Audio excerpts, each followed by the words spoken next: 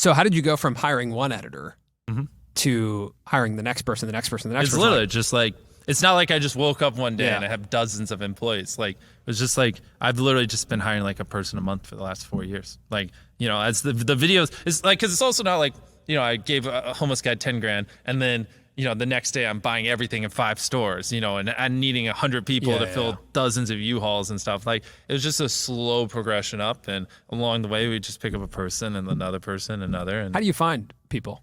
Because I think that's something that YouTubers have a really hard time with. I don't really know. I mean, I've been doing, like I said, 4 years. Like, it's a very, very, very slow grind hiring all these people. I honestly, there are way more qualified people for that. If someone knows how to find great talent, please reach out to me. I'll pay you. Yeah, I personally loved the creative meetings. I thought those were the most interesting to be in, just the way you guys are thinking and the way like everything has to fit together. And you're thinking obviously very much in like terms of retention, but your whole team is also thinking the exact same way. As you should. Yeah, and like the problem solving you guys are doing is so specific to YouTube, right? You know what I mean? Like it's not problem solving that if you walked into a movie studio that they're thinking about. And I think actually that's some of the problem with what's happening in Hollywood is that they're thinking about the fact that something on Netflix is competing with one of your videos. Do you know what I mean? Like when I'm watching an internet video, whether it's Netflix or YouTube, like you're on the same playing field. So you actually have to compete in the same. Well, I mean, I'm sure world. they shoot for retention as well. We're very, very serious about it though. I don't like using cinematic shots or, you know, unless like you have multiple cam setups here. Like if I'm talking to this camera and you're not cutting it for too long, that's boring. You'll lose retention. But if I talk and you cut to that angle while I'm talking and cut back, and you know, it helps it. And it's not bad to be obsessed. Like if people aren't clicking off, that means they're entertained, you know? So I'm hyper obsessed with just making sure people actually like what they're watching. Yeah. I think the thing is though, you know, Netflix sure cares about retention, but they're grabbing content from all over, from people who aren't basing all of their data and analytics off 10 years of just uploading to Netflix. Right.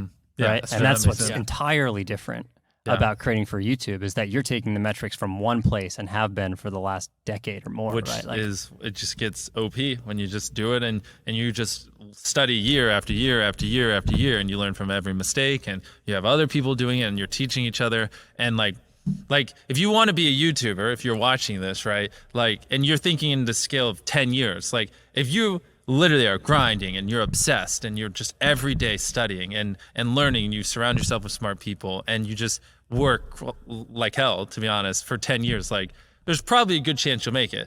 But if you do that over the course of 6 months or a year, I don't know, you know? But that's why I like to think over a span of a decade. A lot of people are very short-term sighted, but you know, as long as you're innovating, adapting, reinvesting, I think if you do it intelligently, like you have a good odds of, I don't know, like killing it, you know? After we hung out yesterday, I went back and watched the FBI video again. And I watched the first 40 seconds. And I was sitting with Colin showing him, like, a lot of what we talked about, I was seeing in those first 40 seconds. And I was like, you really do all those things. And those first 40 seconds were so jam-packed and you introduced so many new things. Like so much new stuff between both the visuals, too. I mean, even the concept that you say in the first 40 seconds. First of all, the visuals are already changing, but you also say there's an NFL stadium, there's a private jet, and there's a maze. This is why you should watch the video. See these things. And like the thing people undervalue the most is literally the first 10 seconds of the video. Like I think I can quote it. I tied up an FBI agent and I have $100,000 in this bag. Here's a knife. Good luck. And I just run away.